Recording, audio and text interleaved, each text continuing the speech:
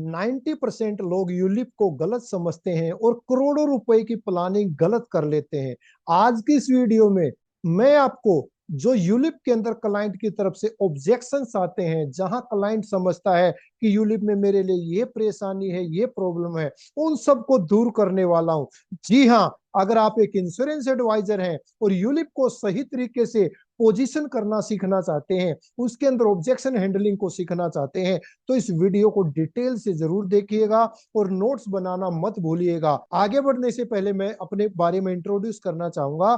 नमस्कार दोस्तों, मेरा नाम मनमोहन अत्री है और मैं इंश्योरेंस एडवाइजर को डिजिटल मार्केटिंग, सेल्स पिच के बारे में, ऑब्जेक्शन हैंडलिंग के बारे में ट्रेनिंग प्रोवाइड करता हूं। और यदि अभी तक आपने मेरे चैनल को सब्सक्राइब नहीं किया है तो चैनल को सब्सक्राइब करना ना भूलिएगा, ताकि फ्यूचर में हमारे आने वाली जितनी भी वीडियोज हैं उनकी जानकारी आपको सबसे पहले मिल सके। तो without A further delay, let's get started. तो फ्रेंड्स, समझ लेते हैं कि क्लाइंट की तरफ से यूलिप के अंदर जो जो आपत्तियां आती हैं, जो जो ऑब्जेक्शन आते हैं, वो किस तरह के होते हैं। पहले मैं थोड़ा सा ओवरव्यू कर देता हूं और फिर डिटेल में एक एक ऑब्जेक्शन को हम समझेंगे। सबसे पहले क्लाइंट कहता है कि यूलिप जोखिम भरा है, यूलिप के अंदर रिस्क बहुत ज्यादा है। ये जो ऑब्जेक्शन है, ये बहुत सारे एडवाइजर को देखने को मिलता है। जोखिम फंड के चुनाव पर डिपेंड करता है, तो रिस्क है हमारा, वो डिपेंड करेगा वो आप कौन सा फंड चूज करते हैं। क्लाइंट ने सबसे पहला ऑब्जेक्शन दिया है कि यूलिप के अंदर जोखिम है, तो हमें क्या एक्सप्लेन करना है।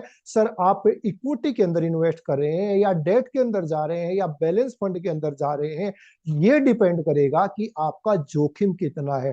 टोटली आप अगर इसको रिस्की समझे तो ऐसी बात नहीं है। बाजार गिर गया तो पैसा डूब जाएगा। सेकंड, जो रिस्क को लेकर के क्लाइंट का ऑब्जेक्शन आता है कि अगर बाजार गिर गया तो मेरा तो पैसा डूब जाएगा, तो सर वहां पर स्विचिंग का भी तो ऑप्शन अवेलेबल होता है ना। उस टाइम्स पर आप इक्विटी से डेट फंड के अंदर आ जाइए, जो आपको नुकसान से बचा सकता है। गारंटीड रिटर्न नहीं है, क्लाइंट चाहता है गारंटीड। सर, अगर आप लॉन्ग टर्म के लिए इन्वेस्टमेंट करते हैं तो जो लॉन्ग टर्म का इन्वेस्टमेंट है वो आपके इन्फ्लेशन को बीट कर देता है। जितना गारंटीड फंड आपको रिटर्न प्रोवाइड करने वाला था, उससे कहीं बेहतर रिटर्न आपको मिल जाती है। दूसरा जो ऑब्जेक्शन आता है, लॉक इन और लिक्विडिटी, यानी कि इसमें एक लॉक इन पीरियड रहता है और जब मुझे पैसे की जरूरत हो तो तब वो नहीं मिल पाती, ऐसा भी लोगों के अंदर रहता है। तो सर, लॉक इन जो होता है पीरियड, वो आपके अनुशासन को बढ़ाता है, आप डिसिप्लिन वे में अपने पोर्टफोलियो को क्रिएट कर पाते हैं। दूसरा, क्लाइंट बोलता है कि पैसा फंस जाता है। सर, जो आप शॉर्ट टर्म की बात करेंगे, आप उसकी बात करें, यदि आप लॉन्ग टर्म की बात करें तो वहां पर पैसा आपका नहीं फंसता है। ज्यादातर यूलिप के अंदर 5 साल का ही लॉक इन पीरियड रहता है और 5 साल के लॉक इन पीरियड के बाद आप अपने पैसे को पार्सली निकालना चाहें या फुल्ली रूप से निकालना चाहें तो वो ऑप्शन आपके पास अवेलेबल रहता है। सेकंड ऑब्जेक्शन क्लाइंट देता है, कॉस्ट और जो उसके फीस होते हैं, जो उसमें चार्जेस लगते हैं, उससे रिलेटेड ऑब्जेक्शन आते हैं।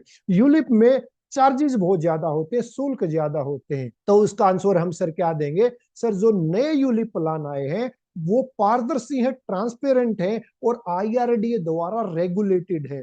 भारत सरकार की जो संस्था है, insurance regulatory and development authority of India, वो इनको पूरी तरह से रेगुलेट करती है। इसमें अगला ऑब्जेक्शन क्लाइंट देता है, एजेंट कमीशन बहुत ज्यादा होता है। सर, जो शुल्क उत्पाद में सीमित होते हैं, जो भी चार्जेस होते हैं, जो भी एजेंट के कमीशन होते हैं, यूलिप के अंदर वो कम रहते हैं एंडोमेंट की बजाय। और जो भी वो चार्जेस होते हैं, किसी भी आप अदर प्लान से कंपेयर करेंगे, एंडोमेंट से या ट्रेडिशनल से या फिर टर्म से, उनकी बजाय इसमें बहुत कम कमीशन रहता है। नेक्स्ट ऑब्जेक्शन क्लाइंट देता है, उत्पाद तुलना संबंधी आपत्तियां, दूसरे प्रोडक्ट से क्लाइंट इसको कंपेयर करना चाहता है। ऑब्जेक्शन को हम किस प्रकार से हैंडल करेंगे कि म्यूचुअल फंड से बेहतर है। म्यूचुअल फंड में देखिए सर, अगर आप देखेंगे तो बहुत सारी सी चीजें होती हैं जो आपको नहीं मिल पाती, जैसे कि वहां पर आपका इंश्योरेंस कवर नहीं होता, डेथ क्लेम वहां पर टैक्सेबल रहता है जबकि यूलिप में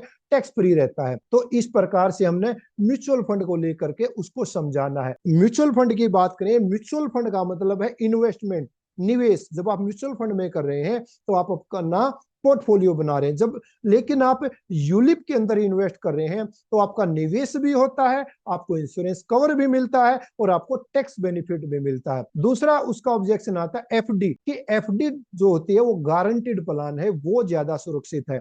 सर सुरक्षित लेकिन कम वृद्धि, सुरक्षित तो मैं मानता हूं कि गारंटीड है, लेकिन उसमें इतनी रिटर्न नहीं आ पाती जितनी की यूलिप के अंदर होती है और वो इन्फ्लेशन को बीट नहीं कर पाते। तीसरा ऑब्जेक्शन क्लाइंट देता है कि मेरे पास पहले से इंश्योरेंस है। सर जो यूलिप की भूमिका है वो धन प्लस कर योजना है, यानी कि आपको लिए वो एक अच्छा वेल्थ भी क्रिएट करके देगा और आपको टैक्स बेनिफिट भी प्रोवाइड करेगा। नेक्स्ट जो ऑब्जेक्शन आता है ट्रस्ट को लेकर के, नॉलेज को लेकर के जो उसके ऑब्जेक्शन आते हैं, क्या कि मुझे बाजार समझ नहीं आता, मार्केट में इन्वेस्ट तो करना चाहता हूं लेकिन मैं मार्केट के बारे में इतनी अंडरस्टैंडिंग नहीं रखता। सर जो हमारी स्ट्रेटजी होती है वहां पर एक हमारा मैनेजर रहता है जो कि आपके पूरे फंड को मैनेज करता है, जिसको फंड मैनेजर बोला जाएगा। वो आपके लिए एक एडवाइजर या सलाहकार का काम करता है।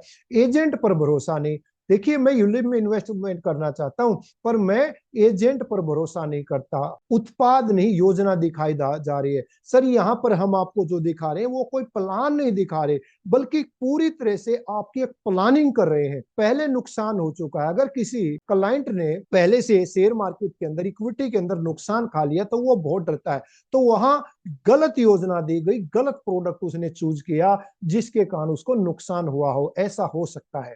निर्णय में देरी संबंधी ऑब्जेक्शन, अभी जो डिसीजन लेने की बारी आती है, अब क्लाइंट डिसीजन को लेकर के यहां पर ऑब्जेक्शन देता है, अभी निर्णय नहीं लेता। सर देरी भी एक निर्णय होता, आज आप निर्णय नहीं ले रहे, ये भी तो आपने एक डिसीजन लिया ना कि मैं आज डिसीजन नहीं लूंगा। सोच के बताता हूं, बहुत सारे क्लाइंट इस ऑब्जेक्शन को देते हैं, सर देर से जब आप शुरुआत करते हैं तो आपका प्रीमियम हाई होता है, परिवार से पूछना है। सर जो आप ये प्लानिंग करेंगे वो आपका कंबाइंड संयुक्त लक्ष्य है, संयुक्त योजना है, यानी कि जो आप इसमें करेंगे यहाँ पर आपका इन्वेस्टमेंट भी और आपकी फैमिली को प्रोटेक्शन भी मिलने वाली है। तो ये चीज आप फैमिली के लिए ही कर रहे हैं। क्लोजिंग स्ट्रेटजी, अब जब आप क्लोजिंग स्ट्रेटजी की बात करें, अगर क्लाइंट एग्री है तो फिर से फ्रेम करें, पूरा का पूरा उसके प्लान को जो आपने समझाया उसको फ्रेम करें और प्लान को क्लोज करें।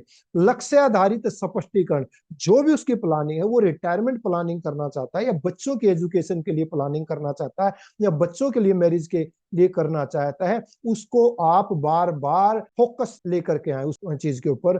भविष्य की कल्पना, फ्यूचर में कितनी रिटर्न मिल सकती है, आपके साथ क्या अनहोनी हो सकती है, उसको भी यहाँ पर प्रेजेंट करें। क्या मैं प्रस्ताव तैयार कर दूं? सर क्या मैं आपका प्रोपोजल फॉर्म तैयार कर दूं? दोस्तों अगर आप एक इंश्योरेंस एडवाइजर हैं और अभी तक यूलिप को सही तरीके से प्रेजेंट नहीं कर पा रहे थे या आपको यूलिप को समझाते हुए डर लगता था, ऑब्जेक्शन को आप हैंडल नहीं करते थे, तो इस वीडियो के अंदर बहुत सारे ऑब्जेक्शन को मैंने सॉर्ट आउट करने की कोशिश की है। और भी ऐसी ही वीडियो मैं बनाता रहूंगा। आपको इस वीडियो के अंदर कौन सा पार्ट अच्छा लगा, कौन सा ऑब्जेक्शन अच्छा लगा और इसके अलावा आपको कौन सा ऑब्जेक्शन मार्केट के अंदर आ रहा है, वो ऑब्जेक्शन आप टाइप कीजिए। मैं उस ऑब्जेक्शन का आंसर वीडियो के माध्यम से देने की कोशिश करूंगा। इस वीडियो को अपने साथी दोस्तों के साथ शेयर कीजिए। यदि आप डेवलपमेंट ऑफिसर, यूनिट मैनेजर या CLIA हैं तो इसको अपनी टीम के साथ शेयर करना ना भूलिएगा। मिलता हूं जल्दी आप एक और ऐसी शानदार वीडियो के साथ। तब तक सीखते रहिए, इंप्लीमेंट करते रहिए और अपने बिजनेस को ऐसे ही ग्रो करते रहिए। जय हिंद, जय भारत।